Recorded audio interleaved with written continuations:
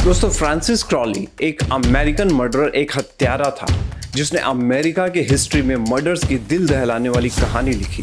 दोस्तों, इस सनकी हत्यारे को ना तो शराब की लत थी और ना ही सिगरेट की और ना ही किसी और नशे की। फिर भी उसे किसी का मर्डर करने में जरा भी देर नहीं लगती थी।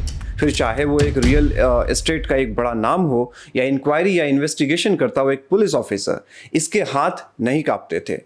एक दिन इसको ढूंढते हुए पुलिस की तलाश खत्म हुई एक अपार्टमेंट के फ्लैट में, जहां पे वो अपनी गर्लफ्रेंड के साथ स्टे कर रहा था।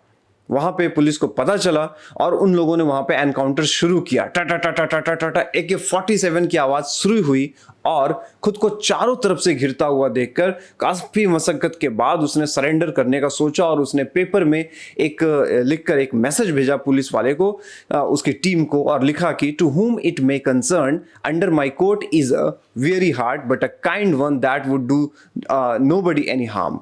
मतलब इस सनकी बदमाश ने कहा कि मेरे कोर्ट में एक थका हुआ दिल है, लेकिन दयालु वाला, जो किसी को कोई हार्म या कोई नुकसान नहीं पहुंचाएगा। फिर क्या था, पुलिस ने फायरिंग रोक कर उसको अरेस्ट किया और फिर एक दिन उसे कोर्ट में हाजिर किया गया और वहां पे उसे मृत्युदंड की सजा सुना दी गई। वो भी इलेक्ट्रिक चेयर पे बैठा के। आदेश ये था कि इसको तब तक करंट लगाना है जब तक कि वो मर न जाए। लेकिन थोड़ी देर के बाद जब जज ने ऑर्डर करने के बाद उससे पूछा कि क्या तुम्हें भी कुछ कहना है अपनी सफाई में, तो उसने कहा मुझे मेरे किए की सजा मिली है। दोस्तों, उसने ऐसा कुछ भी नहीं कहा था। क्या कहा होगा उसने? Any guess? तो सुनिए, उल्टा उसने ही जज से पूछा कि खुद को बचाने पर, अपनी रक्षा करने पर, अपने डिफेंस करने पर क्या यही न्याय मिलेगा मुझे?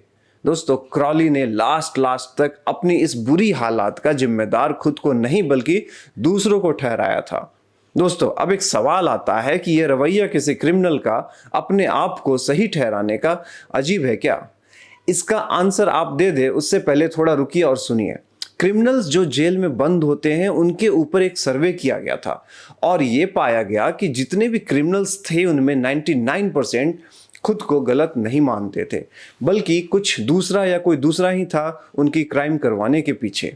उनकी क्राइम मतलब कि वो कभी भी अपने आप को दोषी नहीं ठहराते थे। Now what about the people whom you and I come in contact, जिनसे मतलब ऐसे लोग जिनसे हम बराबर मिलते हैं, बातें करते हैं, साथ साथ टाइम स्पेंड करते हैं, उनके बारे में क्या ख्याल है आपका? ये सभी लोग अपनी गलती एक्सेप्ट करने में कैसे हैं? क्या ये सभी लोग अपनी गलती मान लेते हैं? क्रॉली तो नहीं मान रहा था, बट आम आदमी की क्या खबर है? क्या ये सभी लोग वो कर देते हैं जो आप कहते हैं गलत अगर कर रहे हैं तो वो मान लेते हैं क्या? नहीं। People actually do not criticise themselves for anything, no matter how wrong it may be. कोई अपनी गलती नहीं मानता है दोस्तों, इसलिए किसी को क्रिटिसाइज कर देना, उसकी आलोचना कर देना कि तुम गलत हो, ये क्या कर रहे हो, बंद करो ये सब करना, ऐसा मत करो, वैसा मत करो, ब्ला ब्ला ब्ला, इन बातों से उनको कोई फर्क नहीं पड़ता। क्या लगता है आपको, क्या ये तरीका भी सही है क्या? जब इस अमेरिकन मर्डर फ्रांसिस क्रॉली ने क्राइम शुरू किया होगा तो इसे भी तो किसी ने, कुछ लोगों ने मना किया होगा ना, लेकिन क्या वो माना? नहीं माना।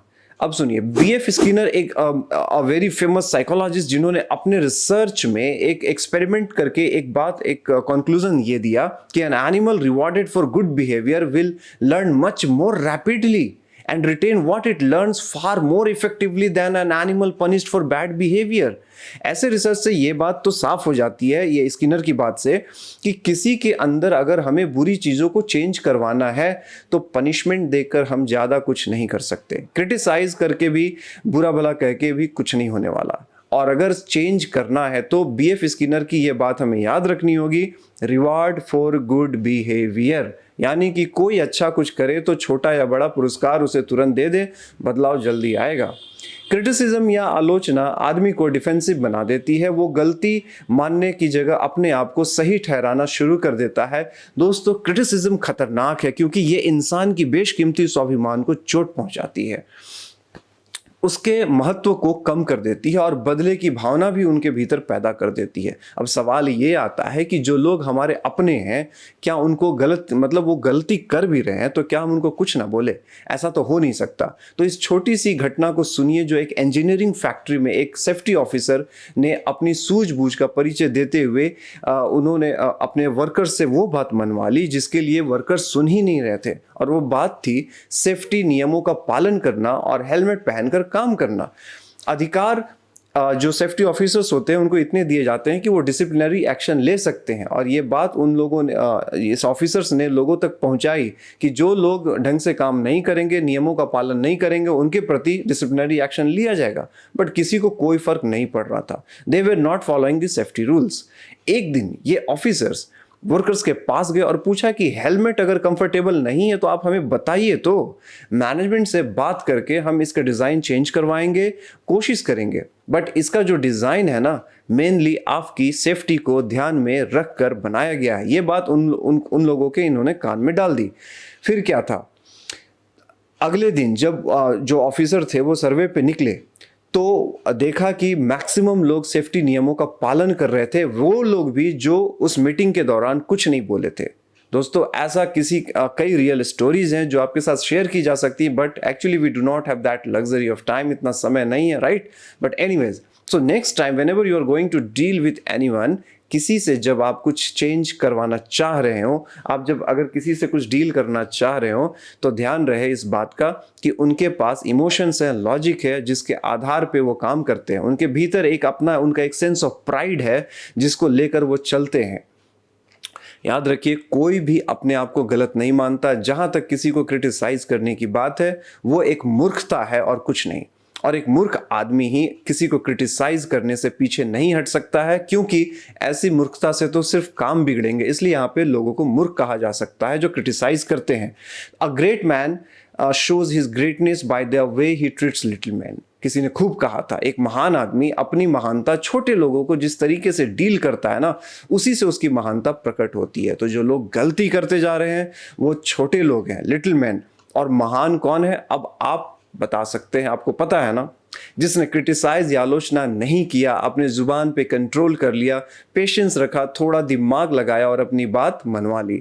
दोस्तों अपनी बात मनवाने के लिए सबसे पहले तो गलत सही के डिस्कशन से बचिए।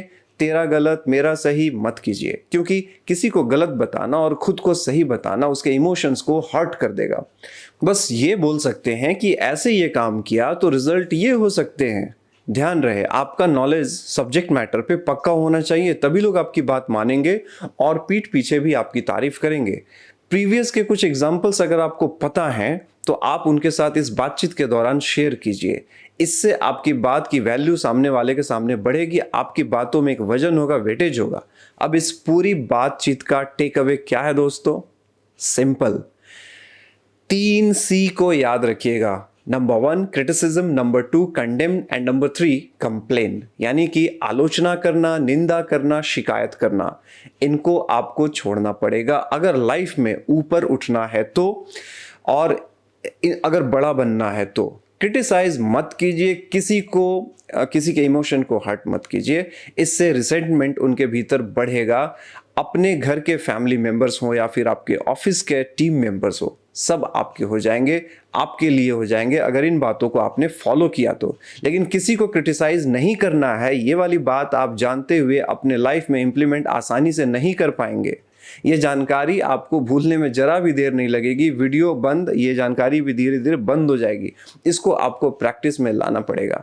बस कुछ दिन के लिए दिमाग में ये बैठा कर चलिए कि मुझे किसी को क्रिटिसाइज नहीं करना है। बार बार अपने आप को ये बात याद दिलाइए, अपने पे कंट्रोल रखिए। धीरे धीरे ये आपकी हैबिट बन जाएगी।